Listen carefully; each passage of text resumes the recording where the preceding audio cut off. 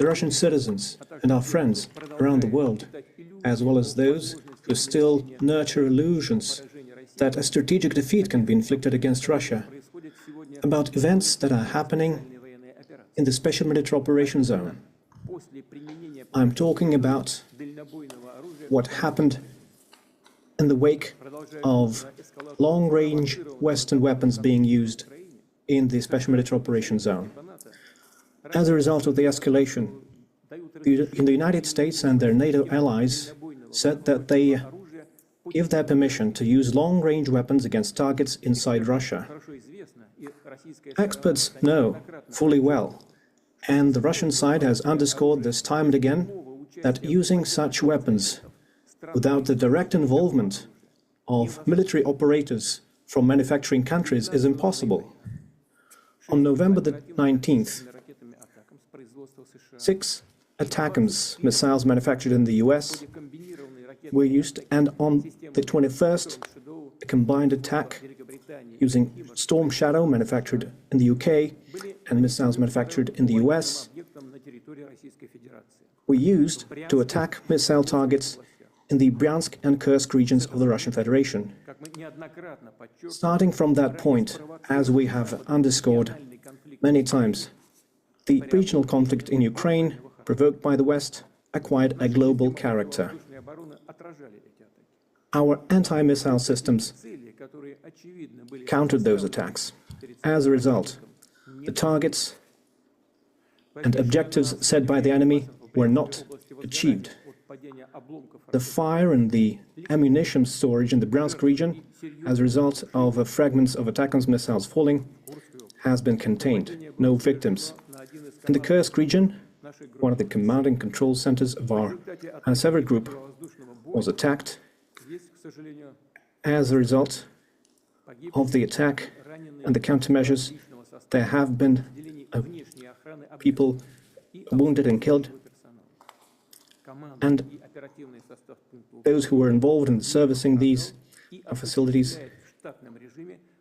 those who were members of the command have not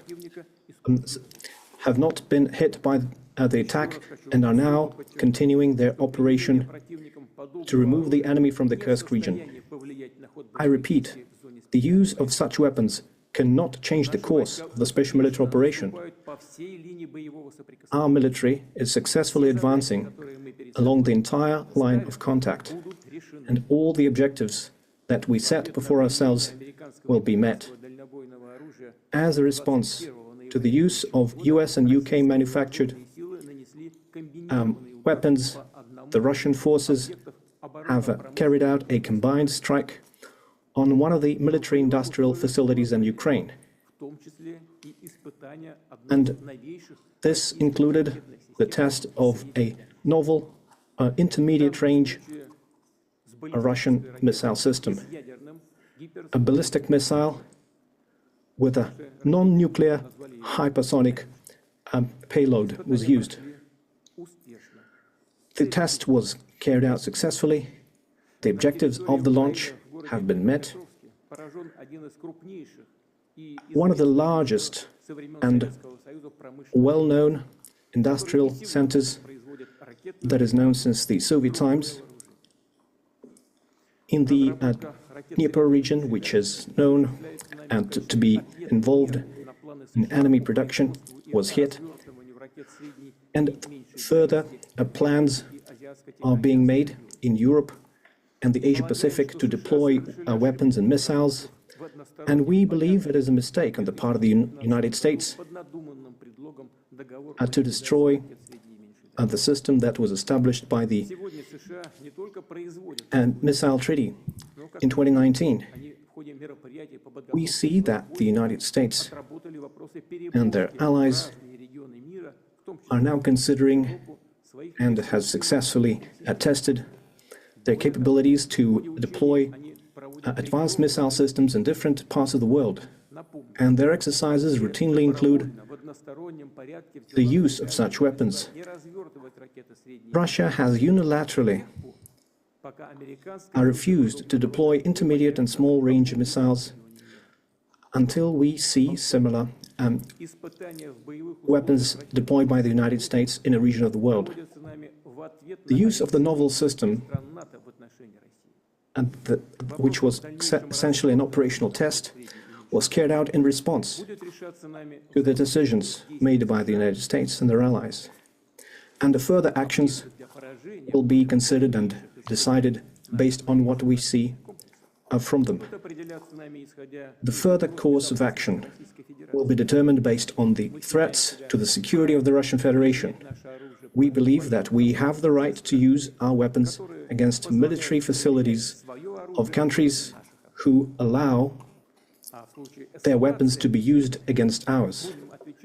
And in case of an escalation, we will act as decisively in a mirror fashion.